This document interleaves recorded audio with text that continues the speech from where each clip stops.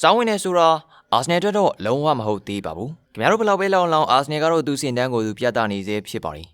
လက်ရှိမှာအာဆနယ်ကအလောင်ခံရသောအသင်းဖြစ်တယ်လို့စွမ်းဆောင်ရည်ကောင်းဆုံးအသင်းလည်းဖြစ်ပါတယ်အဓိကတော့အာဆနယ်ကတည်ငြိမ်မှုရှိတာပါ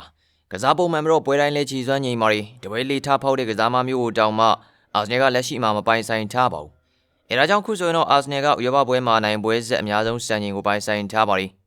တကယ်ဆိုရင်ဒီစံချိန်ကိုဘိုင်ယန်နဲ့အတူတူတင်ရမှာဖြစ်ပေမဲ့ဘိုင်ယန်ကိုလည်းအာဆနယ်ကပဲအရှုံးနဲ့မိတ်ဆက်ပေးကြတာပါဒီတော့လက်ရှိဥရောပရဲ့အကောင်းဆုံးအသင်းတစ်သင်းအနေနဲ့ဖလားမရှိတာကြောင်းနဲ့အကြီးကျယ်လောင်ခံနေရတာကအစမ်းတော့လည်းမဟုတ်ပါဘူး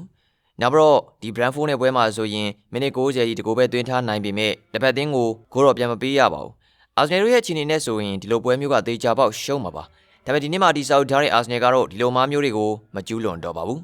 အိမ်ဝင်းဆိုပေမဲ့ဒီနေ့ပွဲမှာကစားသွားတဲ့ပုံစံကြောင့်မာဘာရီဆိုတဲ့ Brentford ကလှုပ်လို့တော့မရခဲ့ဘူးဖြစ်ပါတယ်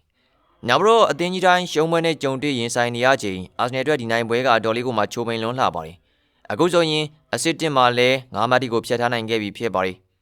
အဲဒါကြောင့်စောင်းဝင်မယ်လို့လွန်ခဲ့တဲ့စပါးနဲ့ပွဲကနေပြောခဲ့ကြတဲ့လူတွေကအခုဆိုရင်နောင်တာကြီးကျယ်ရနေလောက်ပြီလို့ထင်ပါတယ်အဲဒါကြောင့်တကူဆိုရင်တော့တပွဲလောက်ခြေစွမ်းကြတာနဲ့ပဲအာဆနယ်ကိုကြီးကျယ်မဝေဖန်လိုက်ကြပါလေအခုပဲကြည့်ပါချယ်ဆီနဲ့ပွဲကအကြီးကျယ်ဝေဖန်ခဲ့ကြတဲ့ဂျိုးဆက်တွေကိုတကယ်တမ်းချယ်ဆီကခန်းစားသွားရပြီးတကယ်တမ်းမှာတော့အာဆနယ်ကတော့လွတ်လွတ်ကျွတ်ကျွတ်နဲ့ပဲဆမ်မိုရဲ့အောင်မြင်သွားခဲ့ပါတယ်အဲဒါကြောင့်ဒီနေ့မှာဆိုရင်တော့18ပွဲဆက်ရှုံးပွဲမရှိစံချိန်နေကလင်းရှိနိုင်ပွဲတွေနဲ့ဂိုးပြတ်နိုင်ပွဲနေထားတွေကရာသီကုန်တဲ့အခါကျရင်အာဆနယ်ရှုံးပွဲမရှိချန်ပီယံဖြစ်တဲ့ရွှေခေတ်နေထားကိုတောင်မှမိသွားနိုင်လောက်ပါတယ်အာဒီတာကတကယ်ကိုလုံးပြနေတာပါတယောက်တစ်ပွဲနှုံးလောက်ဒဏ်ရာရရှိနေတဲ့အချိန်အာဒီတာရဲ့လူကိုပြောင်းတော့3ထပ်ပုံတွေကအခုလိုမျိုးနိုင်ပွဲဆက်မှုတွေကိုဖြစ်ပေါ်စေတာပါအဲဒါကြောင့်ချိန်တုန်းကအာဒီတာအောက်ဆိုပြီးတော့အတန်ကုန်အော်ဟစ်ခဲ့ကြတဲ့သူတွေကလည်းအခုလက်ရှိမှာနီးပြကြီးရဲ့ဆွမ်းစားတွေကိုမြင်ပြီးတော့ပြောခဲ့မိတာတွေအတွက်အတော်လေးကိုနောင်တရနေကြလောက်ပြီလို့ထင်ပါတယ်ဒါတော့မှအာဒီတာကဖလားမရဘူးသေးပါဘူး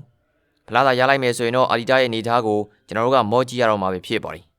ဒါပေမဲ့အာဆနယ်ရဲ့အနေထားကတရားပြဿနာတွေကိုတော့ကောင်းကောင်းကြီးဖြေရှင်းမှရပါလိမ့်မယ်တပွဲပြီးတိုင်းတယောက်နာနေတာကြီးကတော့ဘယ်လိုမှကိုမဖြစ်သင့်ပါဘူး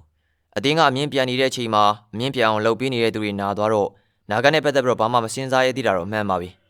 ဒါပေမဲ့အာဒီတာကလောင်ပြောင်ခံရလွန်လို့သူအသင်းကိုဒီလမှာလုံးဝစောင်းမဝင်အောင်စွမ်းဆောင်သွားမယ်ဆိုတာသေချာပေါက်ယုံကြည်လို့ရပါတယ်အာဒီတာကအရင်အာဒီတာမဟုတ်တော့သလိုအာဆနယ်ကလည်းအရင်အာဆင်နယ်မဟုတ်တော့ပါဘူးဒါလေးကိုခေါင်းထဲထည့်ထားဖို့လိုပါတယ်